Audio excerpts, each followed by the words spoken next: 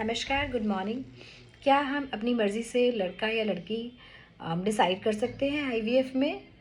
ये बहुत ही common query है। मेरे पास बहुत सारी क्वेरीज आती हैं, तो मैंने सोचा कि मैं इस चीज़ पे वीडियो बना दूँ सो दैट लोगों को क्लियर हो जाए वो इस चीज़ के लिए कि हम क्या कर सकते हैं। मैं डॉक्टर प्रीति, लक्ष्मण सेठ hospital and IVF centre Jhansi से।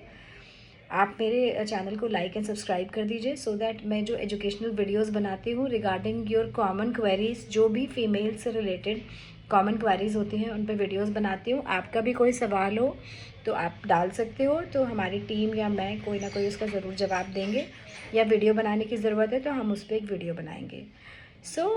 एक बहुत ही कॉमन क्वेरी है लोगों की कि क्या आईवीएफ में हम लोग सेक्स डिसाइड कर सकते हैं, मतलब कि मेल या फीमेल हम अपनी मर्ज़ी से कर सकते हैं। So let me tell you, IVF में हम लोग क्या करते हैं। आईवीएफ में हम लोग पेशेंट के एग्स लेते हैं, हस्बैंड का स्पर्म लेते हैं और बच्चा बना के अंदर रख देते हैं।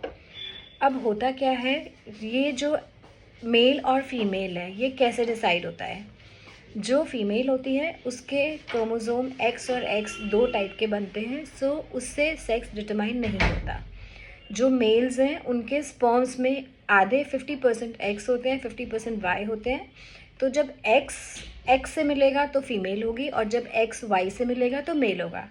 सो जो डिसाइडिंग फैक्टर होता है दैट इज़ मेल के स्पर्म्स की कौन सा फर्टिलाइज हो रहा है, कौन सा एम्ब्रियो बन रहा है। सो 50% चांसेस मेल होने के होते हैं, 50% चांसेस फीमेल होने के होते हैं। बहुत सारे सेकेंडरी इनफर्टिलिटी के पेशेंट्स होते हैं, स्पेशली जिनको एक बच्चा ऑलरेडी है लेकिन किसी कारणवश मान लीजिए ट्यूब्स बंद हो गए हैं या एएमएच कम हो रहा है या कोई और प्रॉब्लम है, रिकरेंट अबॉर्शंस हो रहे हैं, तो हमें आईवीएफ की ज़रूरत है। तो उनका एक बहुत ही कॉमन क्वेश्चन होता है कि फ़ीमेल है हमें बेटा चाहिए, या हमारा बेटा है हमें बेटी चाहिए। इट इज़ द सेम, मतलब जिसका जो होता है वो चाहता है कि दूसरा हो जाए। But let me tell you, ये हम लोग बिल्कुल भी डिसाइड नहीं कर सकते। किसी आईवीएफ लैब में ये डिसाइड नहीं होता कि लड़का होगा या लड़की होगा।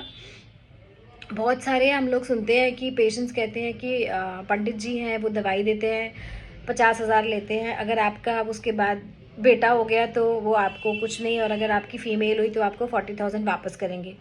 पंडित जी के हाथ में कुछ भी नहीं होता, और प्रेगनेंसी होने के बाद तो बिल्कुल भी नहीं होता, because it is already decided कि क्या है। सीधी सी बात है, जितने लोग जाएंगे 50% को बेटा होगा, 50% को बेटी होगी। जिनको बेटी है उनके भी 10,000 मिल गए उनको, और जिनको बेटा है उनके 50,000 मिल गए। तो प्लीज़ इस तरह की चीज़ों में बिल्कुल मत फंसिए। फैमिली कंप्लीट 2 बच्चों से होती है, जो भी हो, चाहे वो 2 बेटियां हो, चाहे वो 2 बेटे हो, चाहे एक बेटा एक बेटी हो, वॉटेवर भगवान ने जो आपके लिए डिसाइड कर रखा है आप भगवान से मनाइए, अपना काम करिए, हम अपना काम करते हैं। क्या होगा that can not be decided. हम लोग जब आईवीएफ में इक्सी करते हैं तो जो स्पर्म होता है वो बहुत छोटा होता है, तो हम उसको काफ़ी ज़्यादा मैग्नीफिकेशन के बाद देखते हैं, लेकिन फिर भी कोई भी उसमें ये नहीं देख सकता कि उसमें एक्स क्रोमोसोम है या वाई क्रोमोसोम है। जो एम्ब्रियोज बनते हैं उनको भी हम देख के ये नहीं कह सकते कि ये एक्स वाला है या वाई वाला है। एक्स और वाई मतलब मेल और female can not be decided by IVF. Please किसी चक्कर में मत फंसिए। हाँ, अपनी फैमिली ज़रूर कंप्लीट करिए, अगर आपके बच्चे नहीं हैं तो करिए, अगर एक बच्चा है तो दूसरा करिए, बिकॉज 2 बच्चे होने चाहिए। अब कुछ पेशेंट्स ऐसे होते हैं जिनमें हम लोग पीजीटी कराते हैं। पीजीटी कब होता है, जब कोई पहले बच्चा हो जिसमें कोई अनॉमली हो, कोई फैमिली हिस्ट्री हो या मल्टीपल आईवीएफ फेलियर्स हो। लेकिन उसमें सारी स्टडी होती है, उसमें जो हम लोग एम्ब्रियोज निकालते हैं उनके सेल निकाल के स्टडी किया जाता है कि इसके क्या क्रोमोसोमल एनालिसिस है, कोई अनॉमली तो नहीं है।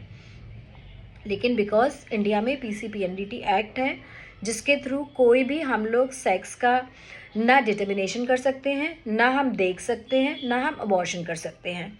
तो कोई भी एक अच्छा गायनेकोलॉजिस्ट ये सब कुछ भी नहीं करता है।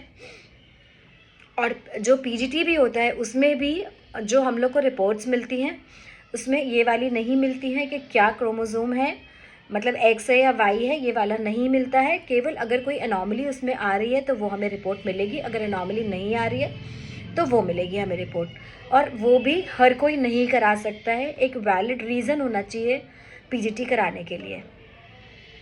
प्लीज़ मैंने आपको बता दिया है कि आप कोई भी डॉक्टर या आप you can not decide, nobody can decide, neither embryologist, कोई भी डिसाइड नहीं कर सकता कि क्या होगा।